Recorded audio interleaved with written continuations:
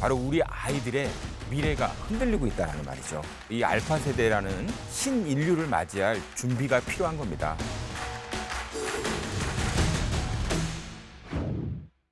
네, 2020년 상반기에 전 세계에서 가장 많이 사용된 단어 중 하나를 들려면 어떤 거를 좀 들어보실 수 있을까요? 마스크.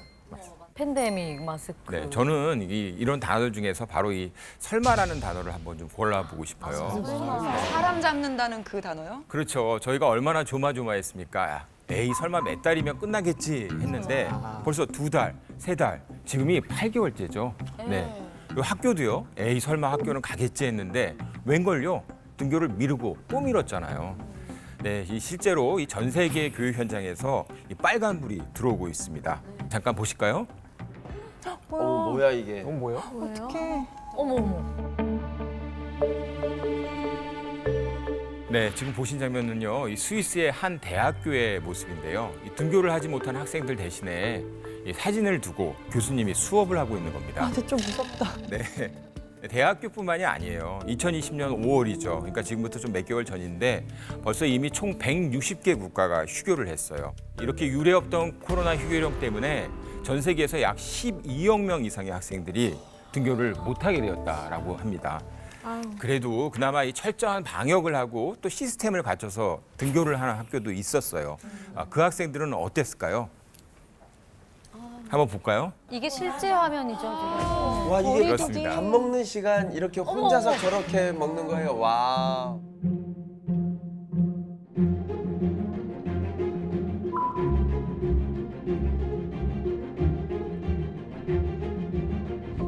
와 이거 어떡해. 얘기도 못해요? 대화도 못해요.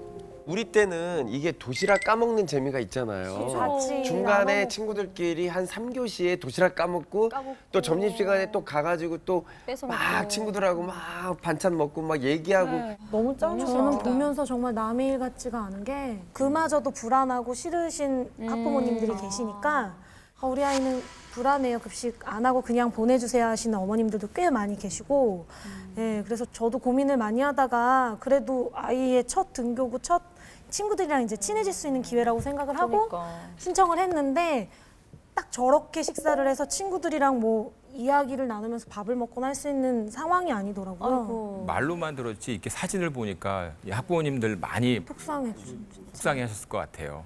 이 바이러스는 그 사회의 가장 약한 고리를 드러낸다고 합니다. 바이러스 때문에 다양한 분야의 취약점이 속속 비춰지고 있죠. 근데 보시다시피 이건 우리나라만의 문제가 아닙니다. 전 세계 더 나아가서 전 인류의 문제가 된 것이죠. 네, 이 그래프를 한번 보시죠. 네, 이 코로나가 터지자마자 이 전문가들이 가장 고민한 부분이 바로 학습 능력에 대한 부분이었습니다.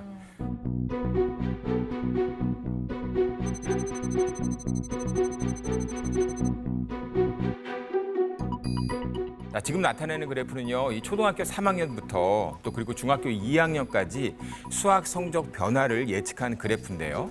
자, 여기 그래프 보시면 모든 학년이 동시에 성적이 떨어지는 부분 보이시죠? 네, 네. 맞네요. 바로 저 때는 아이들이 방학을 했을 때예요. 그럴 수밖에 없죠. 예, 아이들이 아무래도 네. 방학에는 공부를 안 하게 되니까요. 예, 그런데 이 문제는 지금입니다. 이 코로나가 발생한 이후에 이런 문제인데요. 예정된 날짜에서부터 등교를 못하게 돼 있어요. 그래서 아이들이 수동적으로 공부를 하는 것을 중지하게 됐다는 거죠. 그러다 보니까 어떻게 됐습니까? 방학 때보다도 여기 보시면은 성적이 더 하락되는 것을 보실 수 있습니다. 그러네요. 자, 이것을 두고 전문가들은요, 이 코로나발 성적 하락이라고 이야기를 합니다. 이 하락 폭이요, 지금 보시는 것처럼 코로나가 지속되면 지속될수록 더 크고 장기화될 것이 아닌가라고 지금 사람들이 예측을 하고 있거든요. 그런데 문제는요, 그래프 맨 아래에 있는 저 아이들이에요. 저 3학년 아이들. 네. 이때 가장 큰 영향을 받는 학년이 바로 이 저학년들이거든요. 이 자료에 의하면은요, 50% 이상의 성적 하락이 예측이 되고 있다는 거죠. 50%요.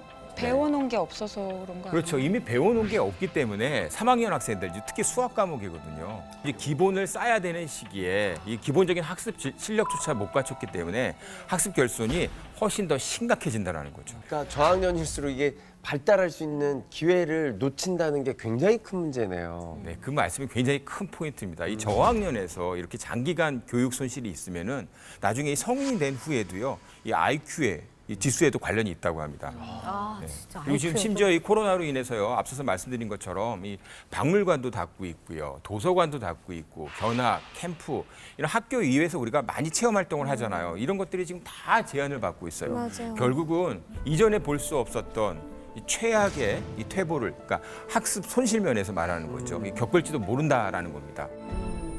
유네스코에 따르면요, 지금까지 교육에 지장을 받은 학생들 이 190개국에서 약 16억 명에 달한다고 합니다. 전 세계 학교 아이들의 무려 90%에 해당하는 숫자죠.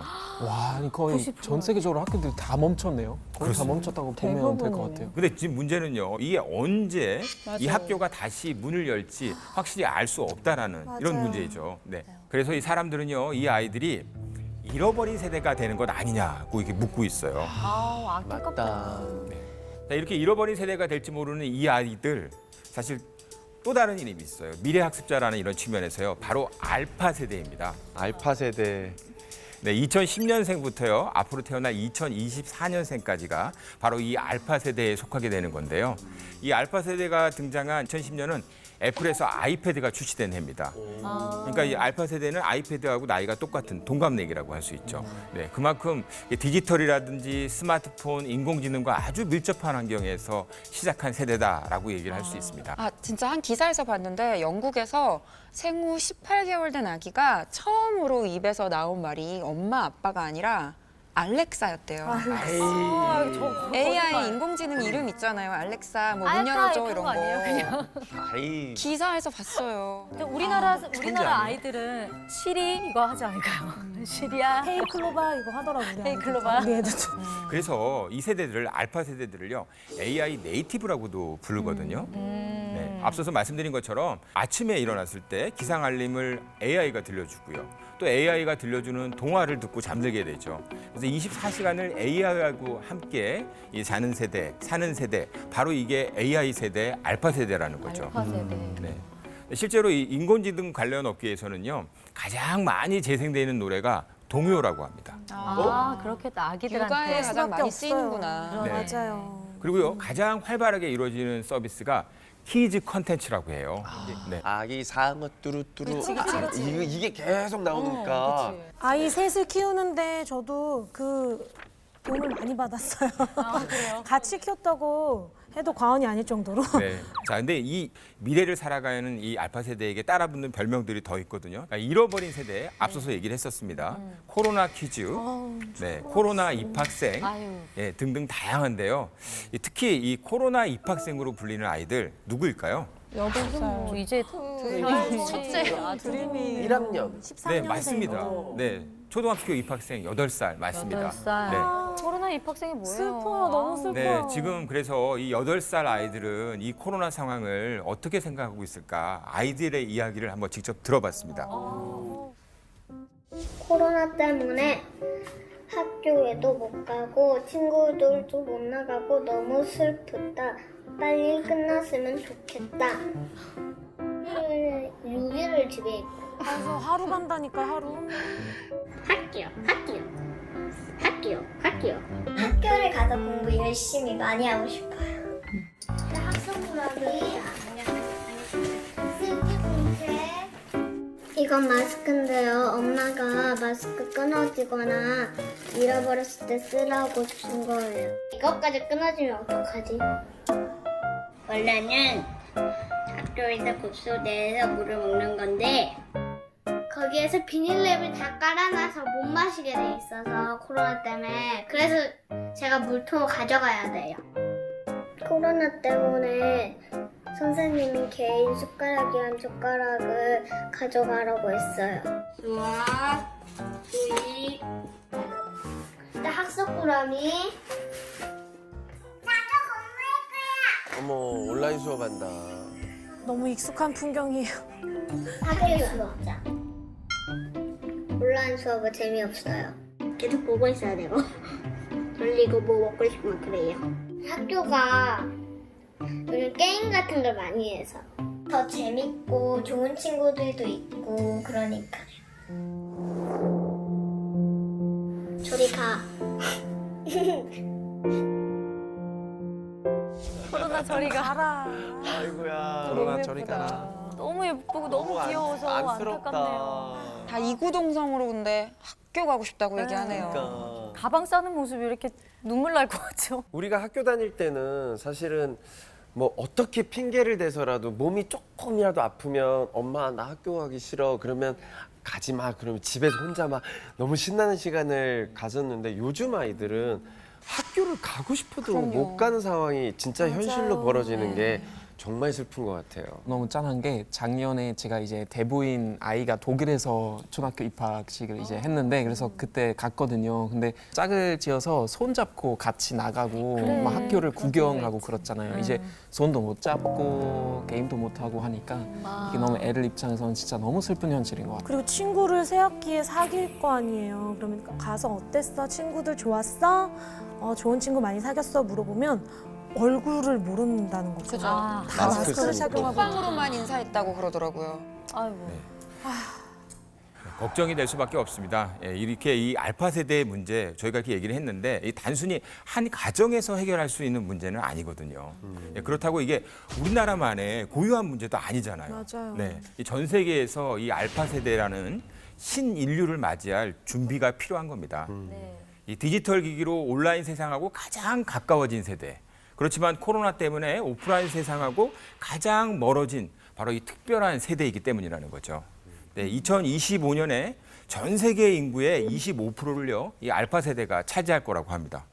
예, 역사상 인구수가 가장 많은 세대가 될 거라고 하거든요.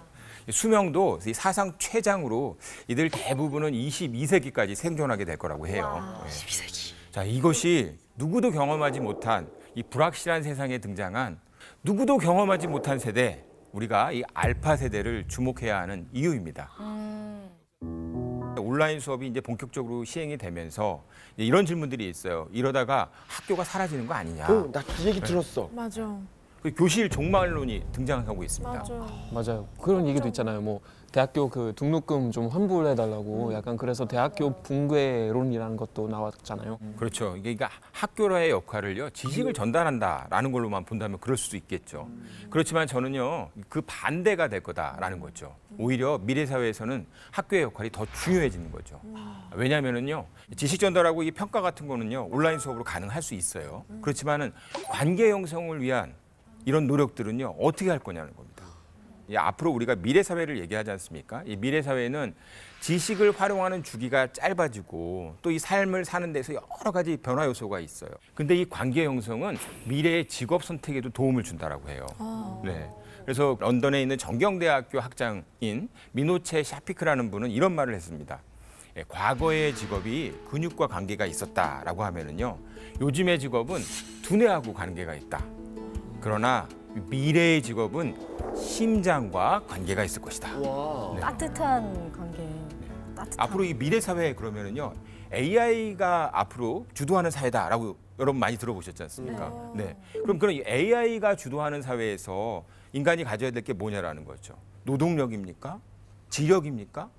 인간의 가치는 어디에서 오냐면은 남을 이해하고 배려하는 바로 감성적인 측면에 있다. 이것을 키우는 게 앞으로는 미래를 준비하는 거다라고 얘기를 하고 있습니다. 그러니까 어차피 지식적인 거는 뭐 검색하면 다 나오고 AI들이 다 대신 해줄 테니까 그치. 인간만이 가지고 있는 거잖아요. 감성, 공감 이런 거는. 결국 이 부분이 이제 앞으로의 대면 수업 그리고 또 이 온라인 수업에서도 어떻게 이거를 녹여낼 것인가라는 거에 대한 것이 바로 우리가 해야 될 과제이고 고민이 되지 않을까 싶습니다. 약간 알면 알수록 이 알파 세대에 대한 고민이 짙어지는 것 같은데요. 그래도 학습, 그 본연의 기능인 뭔가 정보 전달, 교육 차원에서는 우리가 그래도 IT 강국이니까, 대한민국이니까 좀 다른 나라들에 비해서 좀 잘 이루어지고 있지 않을까 싶거든요. 그렇지 않나요? 네, 이 말씀하신 것처럼 우리나라 IT 기술은 세계 최고 맞습니다. 그런데 과연 한국 교육 현장은 어떨지 들여다보면은요, 이 예상과 달리 현실을 역행하고 있습니다. OECD 조사에 따르면은요, 우리나라 학생들이 이 디지털 기기로 정보를 처리하는 이 역량 지수는요, 30개국 중에서 29위를 기록했다고 합니다. 진짜 거의 꼴찌네요. 저희가 말하는 디지털 기기로 정보를 처리하는 역량이라고 하는 거는요. 가설을 세워보고요. 문제를 해결해 보는 거죠. 우리가 앞서서 말씀드린 것처럼 이 스마트폰으로 해서 정보를 찾는다라고 했었을 때 그냥 정보만 휙 보는 게 아니라 내가 어디에 필요한지 예, 필요한 자료를 찾고요. 그걸 가지고 가져다 쓸 수 있는 그런 능력을 말하는 거죠. 예. 우리는 그러니까 인터넷 속도만 빠른 나라였나 보네요. 그 갖고 있는 한 가지 장점 중에 한 가지가 이제 국내 ICT 교육 인프라가 잘 돼 있다라고 얘기를 하고 있지 않습니까? 그런데 아쉽게도요.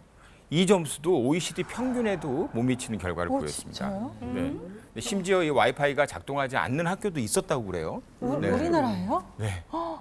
이게 지금 저희가 앞서서 스마트폰 얘기 많이 했잖아요. 네, 이게 알파 세대는 이 스마트폰을 자기 피부처럼 생각을 하면서 자유자재로 작동시킬 수 있다라고 얘기를 했는데 알파 세대하고는 전혀 동떨어진 학습 환경이 되는 거죠. 그러네요. 네. 현실적으로는 많이 정착이 안 됐었었는데 그렇게 잠들어 있었던 이런 우리 한국의 교육 현실을 일깨웠던 게 바로 코로나였습니다. 아우 아이러니하다 진짜. 그러니까요. 그러니까 이 언젠가부터 우리가 이 교사는 생각을 해보면 교사의 역할이 뭐냐. 일방적인 지식 전달자로서만 한정지어서 생각해 왔던 것 같아요. 그러다 보니까 이 교육은 전달한 지식을 과연 학생들이 얼마나 잘 기억하느냐를 평가하는 게 주된 패러다임이었던 거죠. 네. 이제 이 코로나하고 알파 세대가 등장을 했습니다. 그래서 저희들도 지금 얘기를 하면서 야, 이 교육의 본질이 과연 무엇이냐라고 스스로 이제 되묻기 시작을 하고 있습니다. 다시 말해서 과거 교육의 패러다임에서 이제 우리가 벗어날 길을 찾고 있는 거죠. 네, 위기의 순간에도 누구에게나 공평하게 이 배움은 계속이 돼야 됩니다. 그래야지 그 배움을 통해서 다음에 찾아올 위기를 이겨낼 수 있거든요. 네, 결국 그 배움 속에서 이 알파 세대를 위한 길도 찾아낼 수 있을 겁니다.